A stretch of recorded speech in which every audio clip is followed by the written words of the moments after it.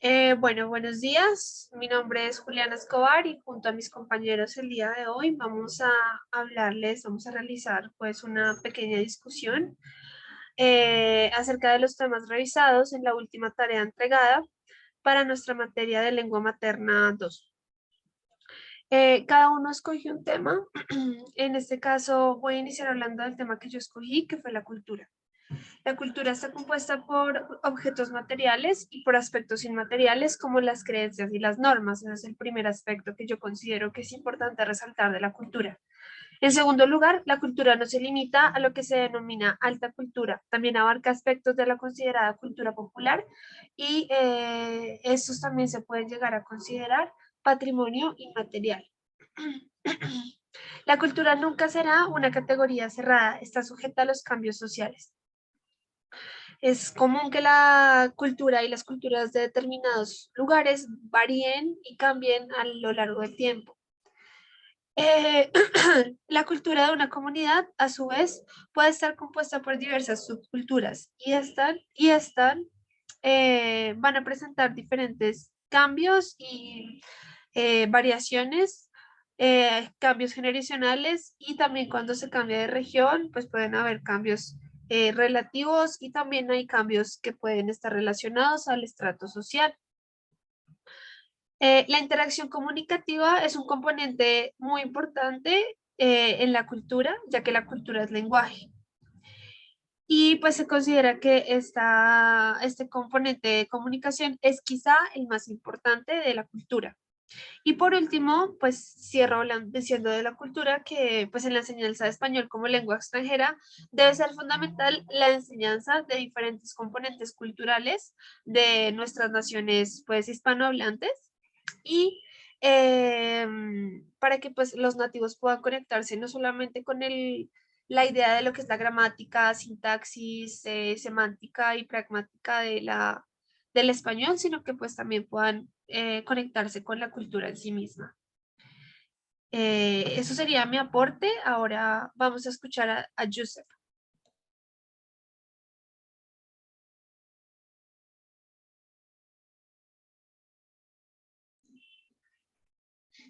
Hola, muy buenas tardes. Me pueden escuchar? Sí, compañero. Bueno, mucho gusto. Yo soy Joseph Steven Zapata.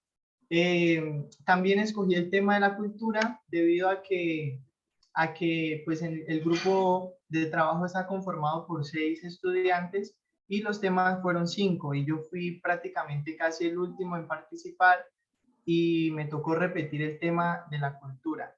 Complementando un poco a lo que la compañera acaba de mencionar, que también escogió el tema de la cultura, yo eh, definí la cultura según de acuerdo a diferentes autores.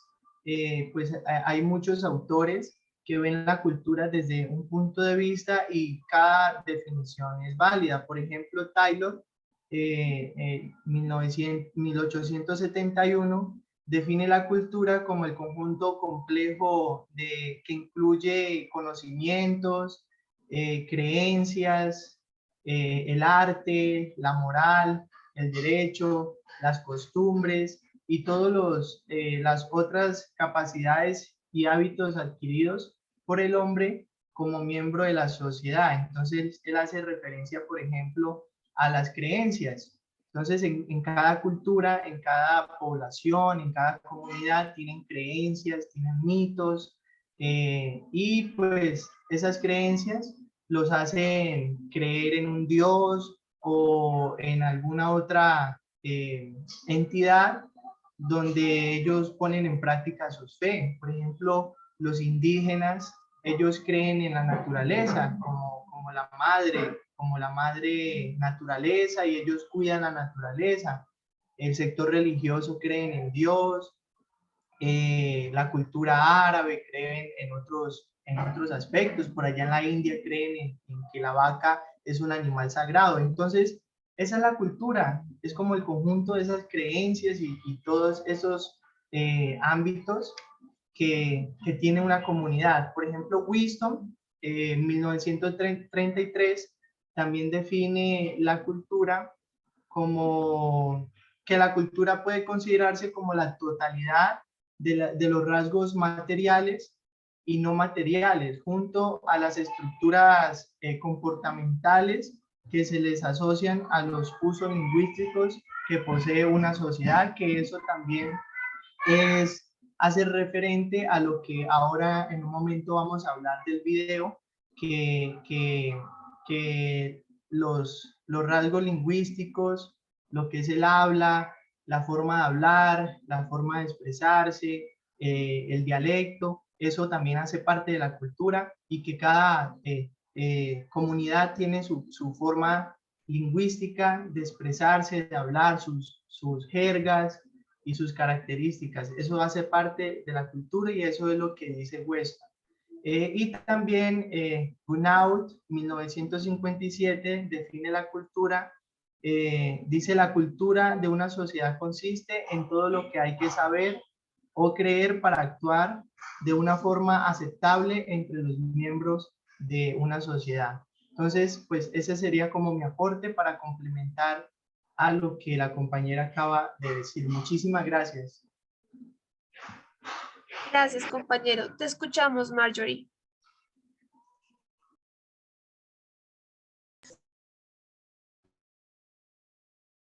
Saludos, mi nombre es Marjorie Soto. Les voy a hablar sobre el relativismo lingüístico y el relativismo cultural. Allí pues podemos conocer lo que es la importancia de las experiencias personales en el momento de entender la conducta del individuo.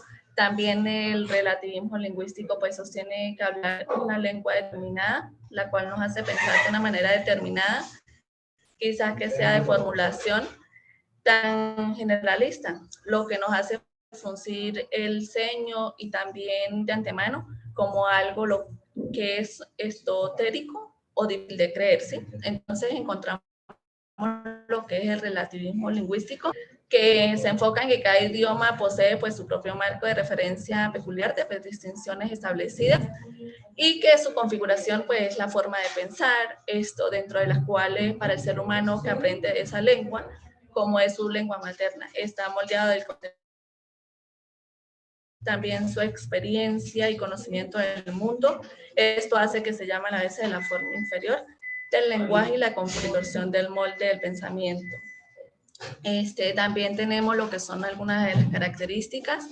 Allí encontramos lo que es el relativismo, es una posición filosófica que niega la existencia de verdades absolutas. En otras palabras, pues se considera que el saber como incompleto y sostiene que el conocimiento humano es relativo, subjetivo e incapaz de ser objetivo, ya que está influenciado por la historia y otras preconcebidas, ¿sí? Entonces encontramos lo que es el relativismo cultural, que se asocia a una tolerancia general y respeto por la diferencia, que se refiere a la idea de que es crítico por la comprensión de los valores, creencias y prácticas de cada persona.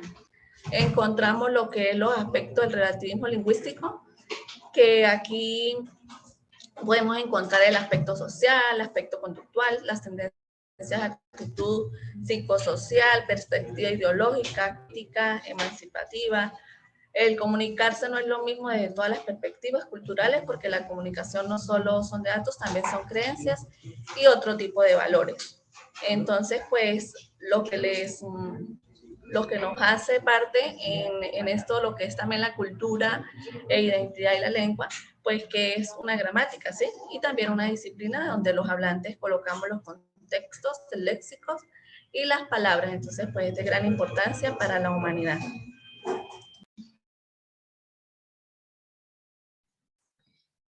Bueno, muchísimas gracias, compañeros. Yo creo que pues llegamos a la conclusión con respecto a los temas. Creo que estamos de acuerdo con que la cultura es muy importante en el momento de la enseñanza de lenguas y en el momento de la enseñanza de la lengua del español como lengua materna a pues personas que están aprendiendo que no son propiamente hispanohablantes.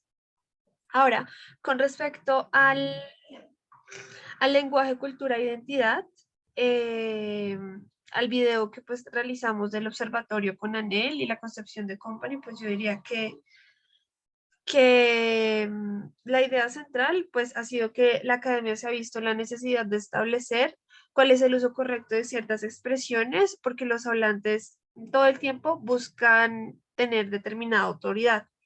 Hacia el final pues del video me parece a mí muy importante que se afirma que la lengua es un ente vivo que va cambiando y modificándose dependiendo de los entornos y los grupos sociales que habitemos. Por su parte, la concepción de Company sostiene que el lenguaje de los jóvenes es efímero, tanto que pierde pues expresividad y se reemplaza constantemente por palabras que adquieren diferentes significados. Así que la creación de diccionarios y pues espacios lexicográficos, como lo son estos, que combinen palabras de uso es un reto, puesto que muchas veces la variación de palabras surge a un ritmo demasiado rápido. Entonces, pues digamos, conseguir o buscar que se normalicen o que se puedan generar un resultado lexicográfico como lo es un diccionario de forma rápida es bastante complejo. Y bueno, esto es pues lo interesante propiamente del lenguaje y la cultura, la articulación que hay, y es justamente como el lenguaje constantemente evoluciona y cambia. Ese me parece para mí el apartado más importante del video. Los escucho, compañeros. ¿Cuál es su opinión al respecto? Sí, Juliana, sí, también de acuerdo al video, me parece como destacar una parte que se dice allí y que es muy importante, y es cuando la autora, cuando la entrevistaban, ella decía que, que la cultura influye mucho en el habla, en el idioma, en el momento de expresarse, y que también cuando uno oye hablar a una persona, cuando uno escucha a una persona, uno puede enterarse, puede saber de manera muy superficial las características de esa persona. Uno puede cuando uno interactúa con alguien, saber si esa persona es humilde, si esa persona es estudiada, si esa persona es orgullosa, por ejemplo, prepotente. Cada uno tiene su forma de hablar, de expresarse. Entonces uno con el habla, al escuchar a una persona hablar, se da cuenta de cómo es la persona. Por eso en el video decía la autora: dime cómo hablas y te diré quién eres. Entonces me parece muy relevante eso, y que también el habla cambia a través de las culturas, como lo mencionaba ahora. Eh, por ejemplo, en un estrato social alto no se habla igual a un estrato social bajo, o de acuerdo a las tribus urbanas. Por ejemplo, un grupo de rockeros hablan diferente a un grupo, por ejemplo, de patinadores, de deportistas. Cada uno tiene su jerga, su forma de hablar, y pues esto influye mucho en la cultura. Entonces también de acuerdo al video, también puedo resaltar que con la lengua, con el dialecto, con la lengua, la gramática, se puede llegar a discriminar a una comunidad, a una persona, a una sociedad.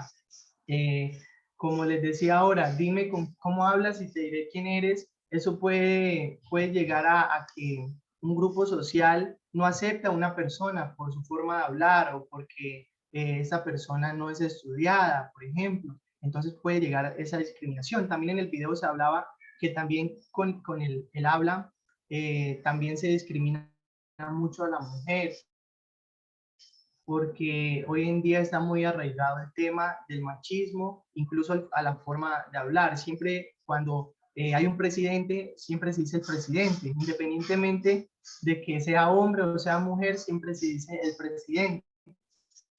Pero entonces lo que la corriente feminista está tratando y está luchando es para que haya esa igualdad, tanto en el género, esa igualdad en el género, tanto como para el hombre como para la mujer. Entonces, si por ejemplo se dice el presidente, también se diga la presidenta. Entonces eso es lo que quería como resaltar del video y pues escucho las demás opiniones.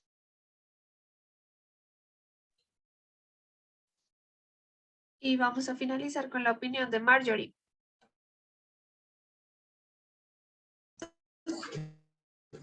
Bueno, compañeros, en cuanto al video, de conclusión, pues la lengua y la cultura y también la identidad más juntas de la mano, porque está enfocada en la acción y se realiza mediante una reacción que es simultánea, el cual implica los contextos sociales, por cómo nos comunicamos. Allí se genera lo que es la identidad en la respectiva cultura y allí se puede colocar como de ejemplo el lenguaje inclusivo, el cual se relaciona con la identidad de género y cómo se involucra en la cultura de la inclusión o también de la perspectiva de la exclusión social.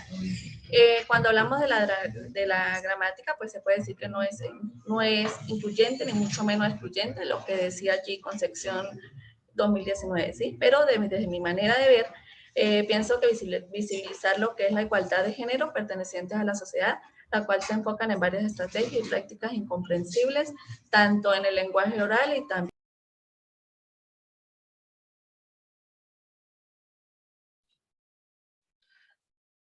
Listo, Marjorie, muchas gracias. No sé si alguien más quieran agregar algo más. Pues por mi parte ya queda todo dicho. No sé si la compañera Marjorie quiere agregar algo.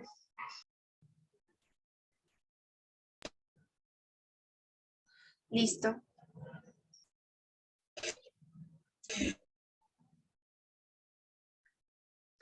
Bueno, compañeros, entonces eso sería todo por nuestro aporte para la actividad y bueno, muchas gracias.